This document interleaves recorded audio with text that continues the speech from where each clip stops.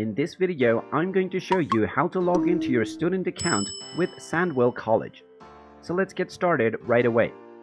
First of all, just open up your web browser and then type in sandwell.ac.uk in the address bar and press enter.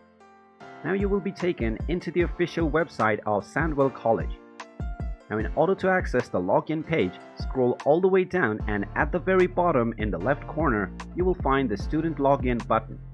Just go ahead and click on this, and now you will see various links that you can use as a student. Now from the login section, simply click on Pro Portal and you will be taken into the login portal.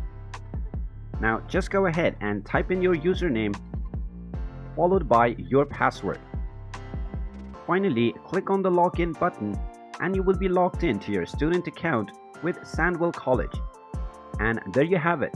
That is how easy it is to log into your student account with Sandwell College.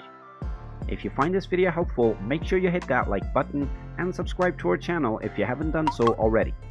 Also ring that notification bell to never miss another update from us. Thank you for watching, and I will see you again in the next video.